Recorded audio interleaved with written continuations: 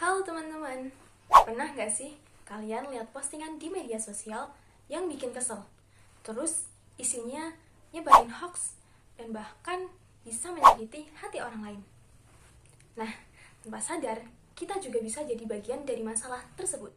Hai, kenalin, aku Laila Naimah, mahasiswa Universitas Negeri Semarang.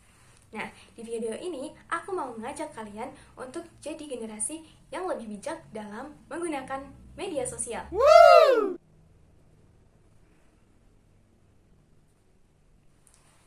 Sekarang, media sosial itu udah jadi bagian dari kehidupan sehari-hari kita. Hampir semua orang punya akun media sosial.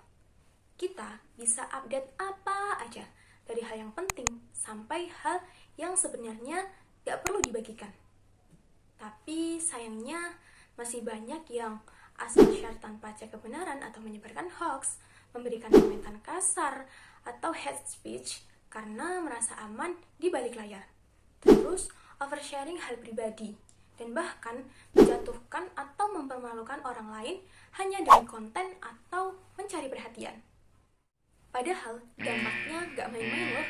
Yang pertama, postingan atau komentar di media sosial itu bisa menyakiti perasaan orang lain dan juga bisa membuat seseorang kehilangan rasa percaya diri.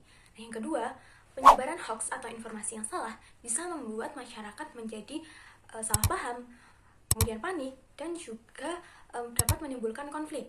Nah, yang ketiga, oversharing hal pribadi. Nah, oversharing hal pribadi ini bisa merusak reputasi diri karena jejak digital saat ini itu susah dihapus dan bisa dilihat di masa depan, dan nantinya mungkin akan berpengaruh saat kita mencari pekerjaan ataupun ingin masuk ke sebuah organisasi. Nah, yang terakhir dan yang paling penting, kita juga bisa berurusan dengan hukum apabila menggunakan media sosial secara sembarangan. Perlu teman-teman ketahui bahwa penggunaan media sosial ini diatur dalam Undang-Undang ITE atau Informasi dan Transaksi Elektronik. Nah, jadi ketika kita menyebarkan fitnah, menyebarkan ujaran kebencian, dan juga informasi yang salah, kita bisa terkena sanksi hukum. Ingat bahwa jejak digital itu abadi. Sekali kita posting, itu bisa tersebar kemana-mana. Nah, supaya kita nggak jadi bagian dari masalah tersebut, beberapa tips yang bisa kita lakukan. Nah, yang pertama, think before you post. Jadi, pikirkan dulu sebelum kita posting, apakah postingan ini itu bisa bermanfaat bagi orang lain atau bagi diri sendiri, apakah nantinya postingan ini malah menyakiti hati orang lain, atau bisa merugikan orang lain, atau bahkan diri sendiri. Jadi, jangan sampai menyesal ketika kita sudah memposting sesuatu. Nah, yang kedua, cek fakta atau hoax.